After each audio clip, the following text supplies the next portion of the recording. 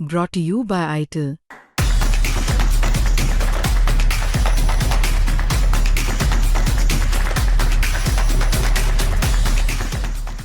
तो आदाब, नमस्कार, गुड इवनिंग, सत श्री अकाल। एक बार फिर आप तमाम लोगों का स्वागत है क्राइम तक की कहानी के इस एपिसोड में। उम्मीद है पूरी फैमिली अच्छी होगी, अपना और अपनों का ख्याल रख रही होगी।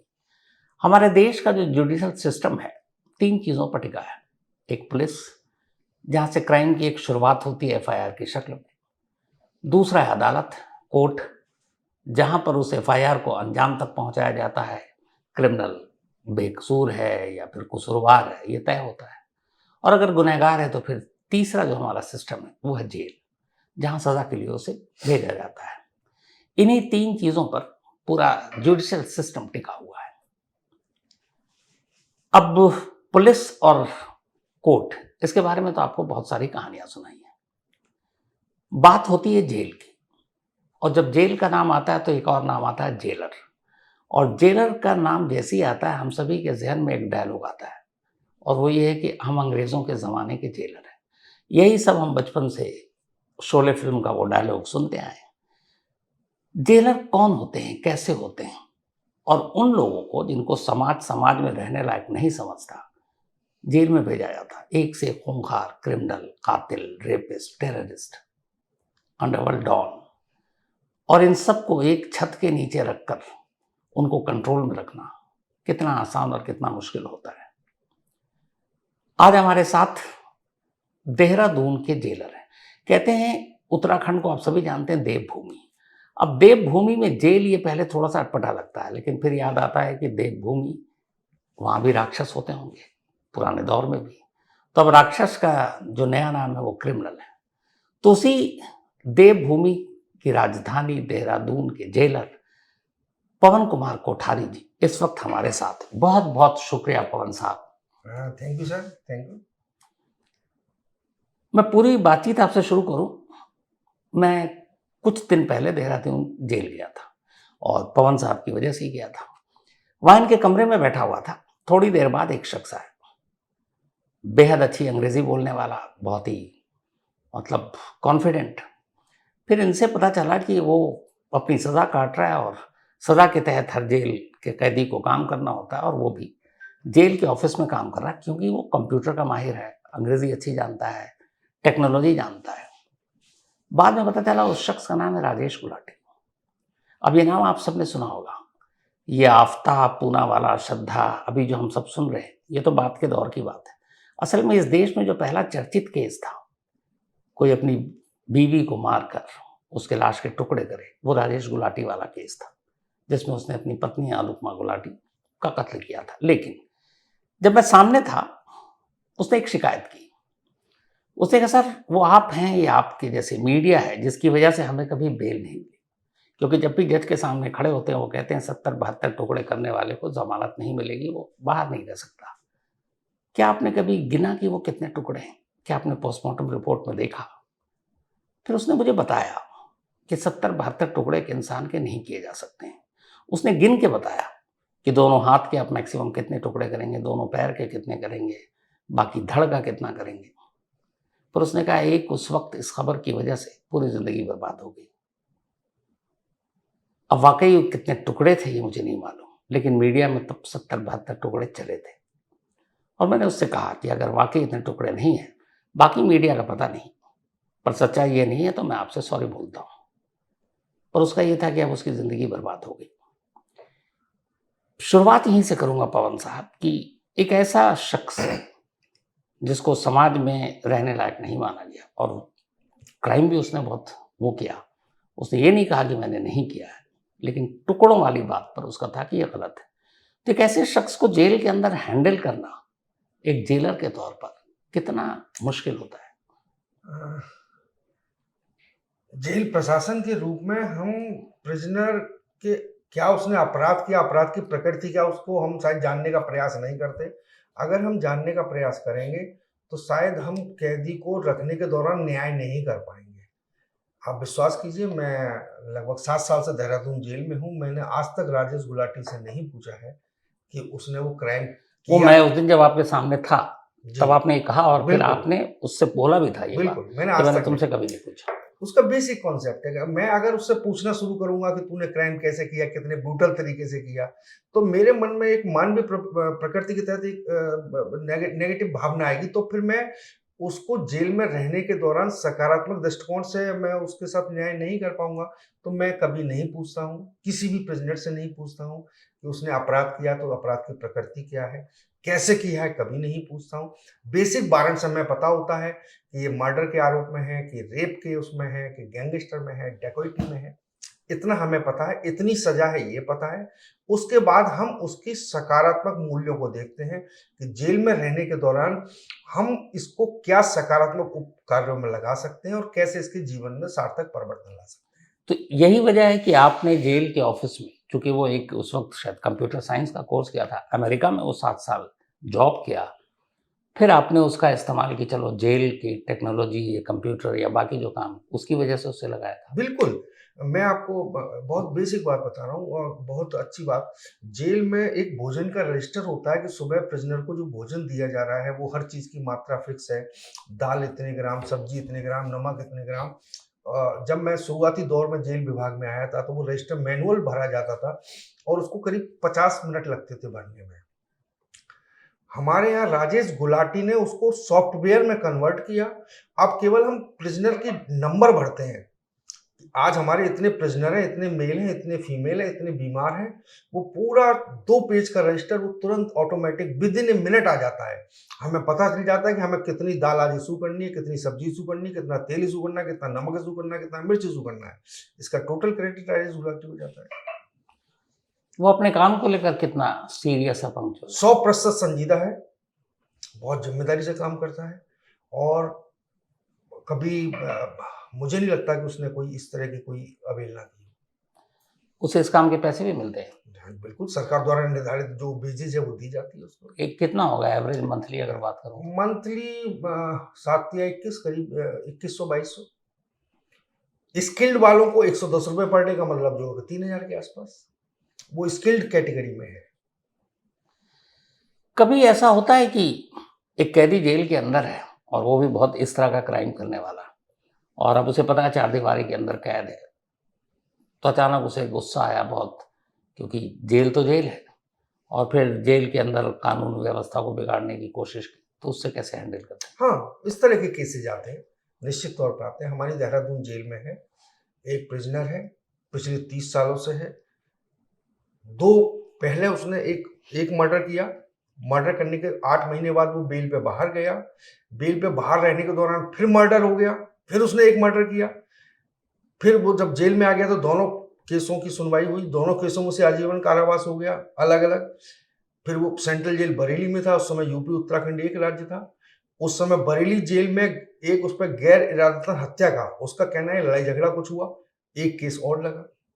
तो इस तरह के इंसिडेंट होते रहते हैं कि प्रिजनर अपने आवेश में कभी कोई गलत हरकत कर देता है, लेकिन सामान्य जनजीवन में कोई बड़ी घटना नहीं होती है।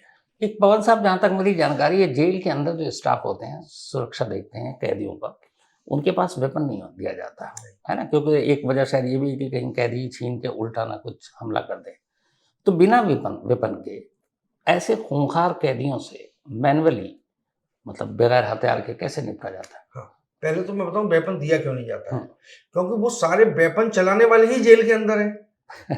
तो अगर कोई हाई डिग्निटी भी आती है तो उनके हथियार बाहर ही जमा होते हैं, क्योंकि वो हथियार चलाने में माहिर लोग हैं। ऐसा प्रिजनर है।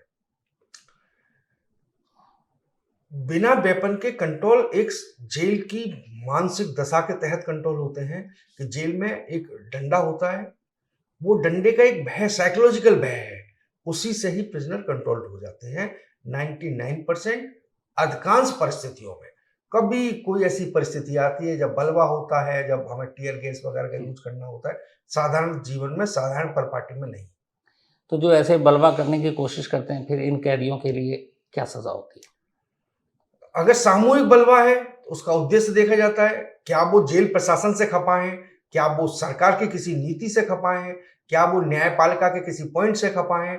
उसके आधार पर मेरी अपनी जिंदगी में बलवा तो नहीं हुआ है, भूख हड़ताल पे भी गए हैं, तो फिर वो बीच का रास्ता कोई निकाला जाता है, उनकी बातें मांगे सुनी जाती हैं, उचित फोरम तक पहुंचाई जाती हैं। बहुत सारी ऐसी चीज़ें आती हैं कि कई जेलों में अंडा सेल है या काल कोठरी अगर शब्द इस्तेमाल करें कि जहाँ ऐसे कैदियों को जो जेल के नियम को तोड़ रहे हैं उन्हें सज़ा देनी है तो बिल्कुल सारे कैदियों से बैरक से अलग करो और उनको काल कोठरी में डाल दो। ये काल कोठरी क्या और इसकी ज़िंदगी कैसी होती है? काल कोठरी जो वर्ड है वो अंग्रेजों के हाँ, शासन का दिया हुआ वर्ड है, और वो तब यूज होता था जब हमारे स्वतंत्रता संग्राम सेनानियों को उनको पनिश करना होता था। वर्तमान परिप्रेक्ष्य में स्वतंत्र भारत में काल कोठरी वर्ड यूज नहीं है। तो अब नया शब्द क्या है? एकांतवास वर्ड है। एकांतवास वर्ड भी वो तब यूज होता है जब हम नहीं दे सकते, ऑनरेबल कोर्ट की परमिशन से किसी प्रिजनर को एकांतवास में रखा जा सकता है। एकांतवास में एक सेल होती है जिसके अंदर लैट्रिन बाथरूम अंदर होता है, अंदर ही वो रहता है। उसके खुलने की टाइमिंग 24 घंटे में कितना खुलेगा वो फिक्स होता है।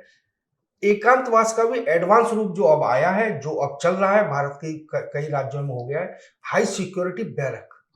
जो हार्ड कोर क्रिमिनल हैं, जो अंडरवर्ल्ड डॉन हैं, उनको हाई सिक्योरिटी बैरक में रखा जाता है।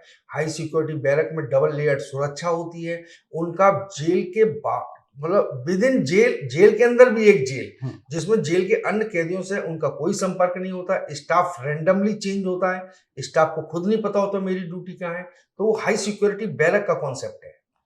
पूरे जेल में अब हर जगह पूरे देश में सीसीटीवी कैमरे लग गए, लेकिन उसके बावजूद कई बार ऐसी खबरें आती हैं कि सीसीटीवी कैमरा है लेकिन जेल के अंदर मोबाइल भी काम कर रहा है। जैसे दिल्ली के तिहाड़ की खबर पूरे देश को पता है।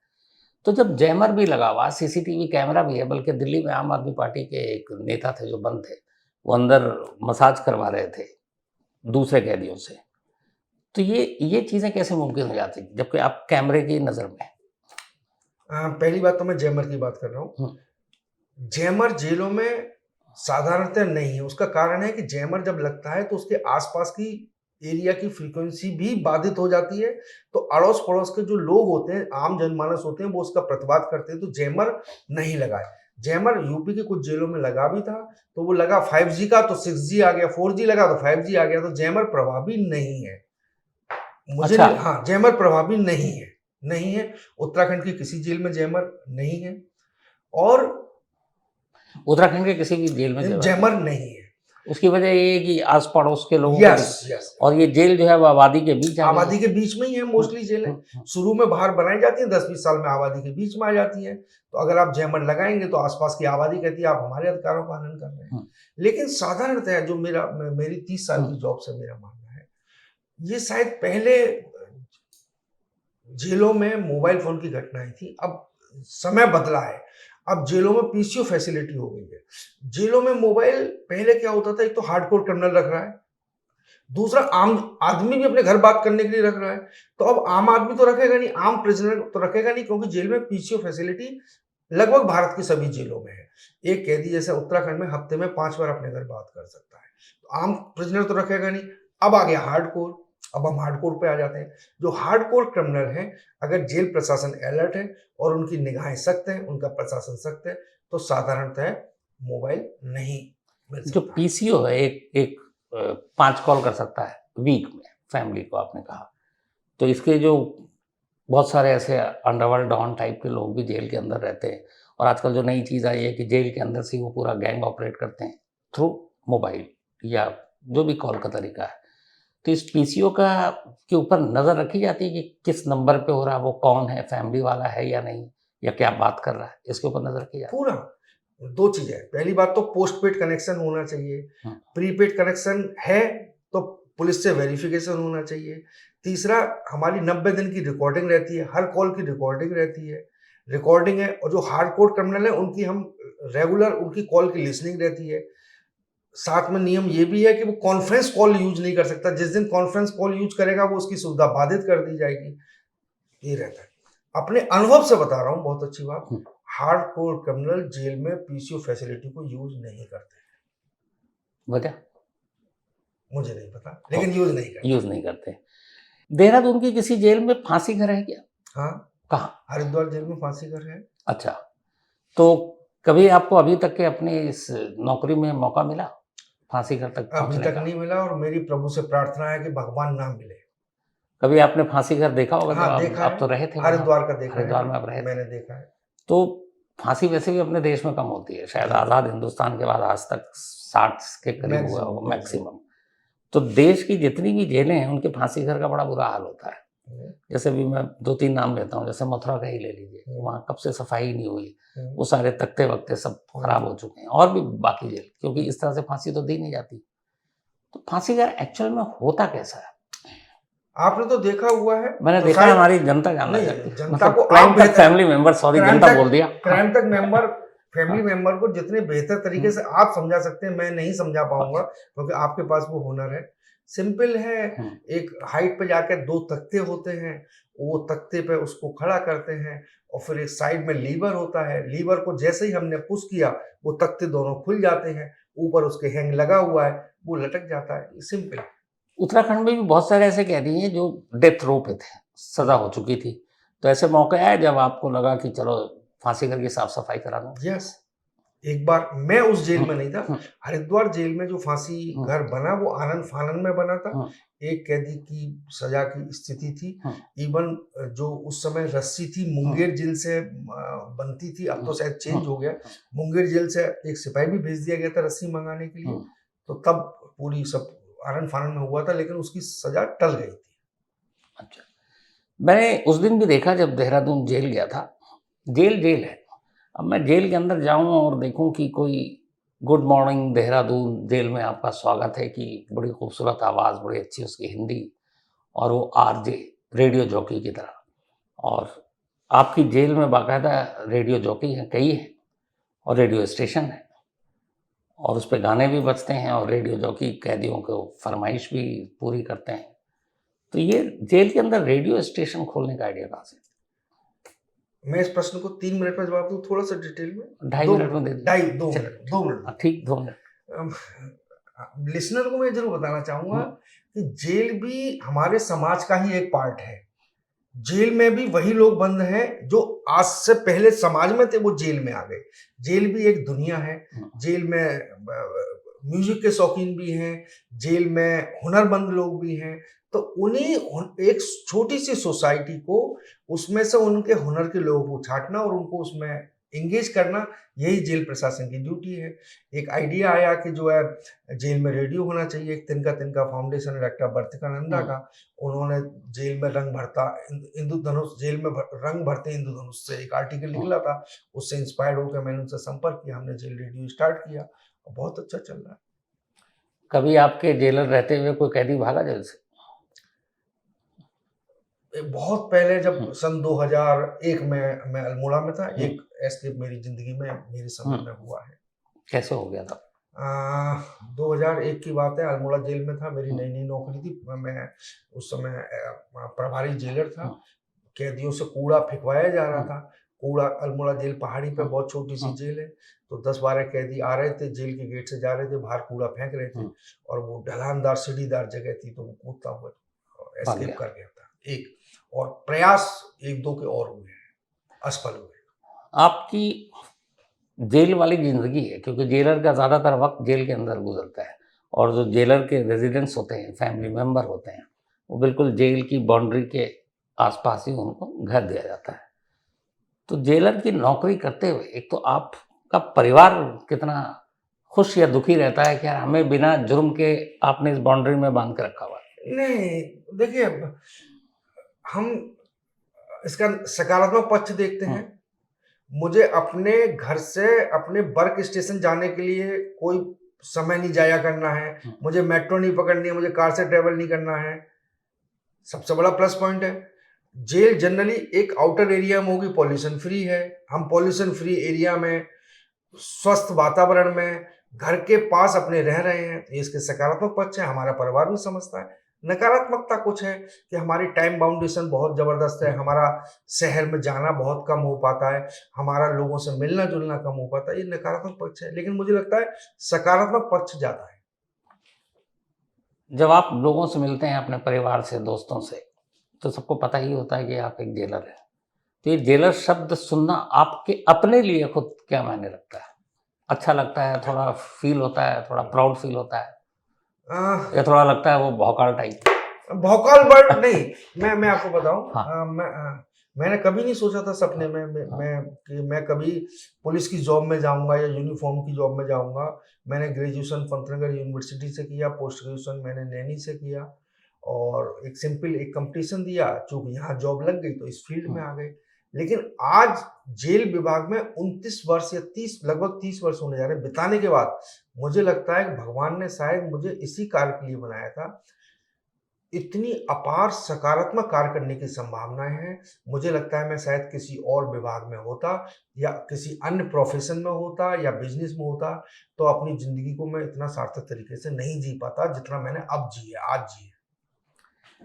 अक्सर हम लोग ये सुनते हैं कि जेल के अंदर कई बार डीएम या बाकी बड़े अफसर दबिश डालते हैं, रेड मारते हैं, क्योंकि देखने के लिए कि वो कैदियों के पास फोन है या उनको वीवीआईपी ट्रीटमेंट दिया जा रहा है कि नहीं।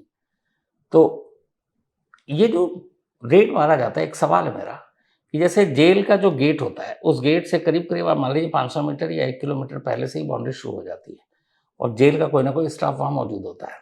अब सपोज अगर अभी अचानक किसी ने रेड मारने का फैसला किया तो जब वो 500 मीटर की दूरी पर पहुंचा और जेल का ही स्टाफ उसे देख रहा उसकी गाड़ी को, तब तक तो जेल के अंदर खबर चली जाती होगी कि रेड पड़ने वाला, सब ठीक कर दो।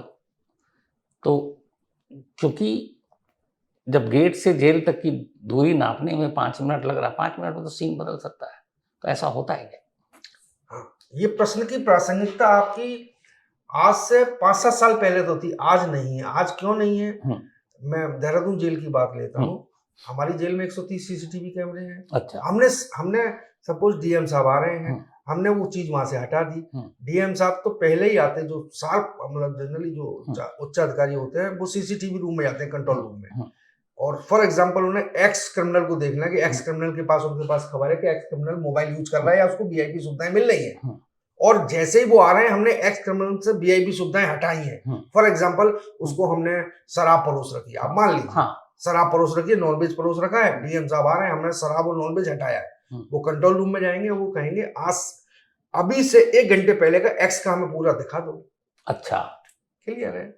तो आज अगर वो 1 घंटे पहले तक करना हो, उड़ गया तो समझ लीजिए गड़बड़ है, और है तो फिर अगर वो है तो वो नॉनवेज वो 1 दिन पहले का देख सकते हैं, 3 दिन, हमारे यहाँ 90 दिन की रिकॉर्डिंग है, 3 दिन पहले का देख सकते हैं।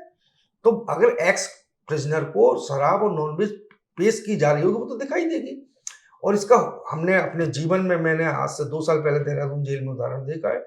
हमारे यहाँ बहुत नामी 2 प्रिजनर बंद हुए थे, उनको मीडिया में न्यूज चल गई कि देहरादून जेल प्रशासन नतमस्तक और वीआईपी सुविधाएं। डीएम साहब और एसएसपी साहब जेल बंद होने के बाद आए, वो सीधे कंट्रोल रूम में गए। उन्होंने कहा उनको, उन 2 प्रिजनर को आए हुए 1 घंटा हुआ, 1 दिन हुआ था। उन्होंने कहा at the time of admission से लेके अभी तक की हमें सीसीटीवी फुटेज दिखाओ, ये कहाँ रहे हैं। 130 सीसीटीवी कैमरे हैं, each and every corner covered है, हमारी जीत हुई। तो अब प्रसंग अब ये संभव नहीं है। एक आखिरी सवाल आपसे पवन साहब, वो ये कि आज के दौर में बहुत सारी जेलों, खासकर कुछ बड़े जेलों की वजह से सारी जेलें बदनाम है कि अब असल में क्रिमिनल जेल में जाकर ही बड़ा होता है। तो जेल के अंदर ये जो सारी चीजें हो रही हैं, जेल में वाकई सिर्फ कैदियों को सजा के लिए ही भेजा जाए और उन्हें कोई और फैसिलिटी ना मिले, इतना लंबा अरसा आपने गुजारा, आपको क्या लगता है कि क्या ऐसी चीज होनी चाहिए कि फिर जेल बदनाम ना हो इन कामों के? देखिए, जेल में जो प्रिजनर है 99% फर्स्ट ऑफेंडर है। आप जिन प्रिजनर की बात कर रहे हैं कि जेल में जाके बड़ा अपराधी बनता है, वो लेस देन 1% है। हम लेस देन 1% को किनारे कर देते हैं। मैं जो कार्य कर रहा हूं या जो सकारात्मक कार्यों की चेन चल रही है वो 99% के लिए चल रही है। हम जो काम करते हैं 99% के लिए करते हैं। 1% को हम नियमों के तहत कंट्रोल करते हैं। उनको बदलना बहुत मुश्किल है, उनको बदलना बहुत मुश्किल है। हम 99% के लिए काम कर रहे हैं। और जो 1% है उनको तो हम सख्त नियमों के साथ, सख्त कानूनों के साथ, जेल प्रशासन की एक टीम के साथ तभी कंट्रोल कर सकते हैं। देहरादून जेल में ऐसे 1% है तो उनको उसी हिसाब से आप कंट्रोल करते हैं। और जो बाकी 99% आपने कहा फर्स्ट टाइम ऑफेंडर, इनकी फैमिली, इनका बैकग्राउंड, पहली बार क्राइम किया, बहुत सारे हालात की वजह से क्राइम किया, तो ऐसे कैदियों के साथ फिर जेल का बर्ताव क्या होता है और इनके लिए क्या करते हैं आप लोग? देखिए मैं वही बात कहना हम्म, चाहता था, मेरा व्यक्तिगत रूप से मानना है, मैं हाँ, फिर कह रहा हूँ हाँ, एज ए जेलर नहीं, मेरा व्यक्तिगत रूप हम्म, से मानना है, ये जो 99% है, ये वक्त के मारे हुए हैं। मैं हम्म, फिर रिपीट कर रहा हूँ, वक्त के मारे हुए हम्म, हैं। इन्होंने अपराध किया है, इनको ऑनरेबल कोर्ट ने दंड दिया, इनको ईश्वर, अल्लाह, वाहेगुरु भी दंड दे रहा है, हम्म, इनको समाज दंड दे रहा है, ये अपने बच्चों से, अपने परिवार से, समाज से हम्म, दूर है। चारों तरफ से दंड हम्म, इनको मिल रहा है, हम्म, मिल चुका है। हम्म, जेल में रहने के दौरान नियमों के अंतर्गत हम्म। हम मानवीय मूल्यों के साथ इनकी कितनी मदद कर सकते हैं, ये हमारी ड्यूटी होती है, हम इसके लिए काम करते कई बार जेल के अंदर आप चलिए अपना फर्ज निभाया, आपने सुधारा, उनको जो सजा दी अदालत ने 2, 4, 5 साल के बाद वो बाहर निकल आए। जैसे चोरी के केस में मान लीजिए छोटे मोटे अपराध, बट बाहर आने के बाद क्या समाज उन्हें अपनाता है? हैं। 2, 4, 5 साल वाले तो एकोमोडेट हो जाते हैं। अच्छा, समस्या उनकी आती है जो आजीवन कारावास के होते अच्छा, हैं। 14 मिनिमम 14 साल तो हाँ, रहना ही हाँ, रहना है। अब जनरली उत्तराखंड में 14 वर्ष मिनिमम की है, लेकिन छूटते छूटते 15, 16, 17 साल, हुँ, 18 साल हुँ, हो जाए। अब 18 साल जेल में रहने के बाद समाज तो खैर अपनाने को तैयार है, या उनके घर वाले तैयार हैं, लेकिन सब बिखर जाता है। हम ऐसे ऐसे दौर देखते हैं, मैं खुद अपनी आंखों से देखता हूँ। एक अभी हमारे यहाँ प्रिजनर है, उसकी पत्नी मिलने ही 8 साल बाद आई उससे। पत्नी से मैंने पूछा क्यों इतने लेट आई? बोले मैं करूँ क्या, मैं अपनी 2 बेटियां पालू, चंडीगढ़ में जाके जॉब कर रही हूँ मैं। हुँ। अब वो बेटी और बच्चों को पालेगी अपने पति को देके। अब ये पति जब छूटेगा, तो ना तो पत्नी का ना बच्चों का इतना अफेक्शन है, तो इसका समाज में एडजस्ट होना टफ पड़ जाता है, मुश्किल होता है। मुश्किल होता है। बहुत-बहुत शुक्रिया पवन साहब इस पूरी बातचीत के लिए, और मुझे लगता है कि जेल के अंदर की ज़िंदगी और जेलर साहब की ज़ुबानी, इससे बेहतर और क्या हो सकता है। मैं भी बोलना चाहूंगा। बिल्कुल, तो पहले क्राइम तक फैमिली मेंबर से कुछ हमारे जेलर साहब बोलना चाहते हैं। आप सीधे उनको देखकर बोलिए। मैं क्राइम तक फैमिली मेंबर से ये कहना चाहता हूँ, मैं बहुत उत्सुकता के साथ शम्स ताहिर साहब के पास इसलिए आया क्योंकि मैं खुद इनका बहुत बड़ा फैन हूँ। अरे रात को सोते समय या लॉन्ग ड्राइव पे जब मैं चलता हूँ, मैं पीछे वाली सीट पे बैठा हुआ, तो आपकी स्टोरी देखता हुआ, सुनता हुआ मैं चलता हूँ। और ये मेरे लिए बड़े सौभाग्य की बात है कि आपने मुझे अपने स्टूडियो में बुलाया है, और क्राइम तक के फैमिली मेंबर से मुझे रूबरू होने का, मुझे इंटरेक्ट करने का मौका मिला है। मैं तहे दिल से शुक्रिया अदा करता हूँ। Thank you so much sir, thank you. Thank you so much.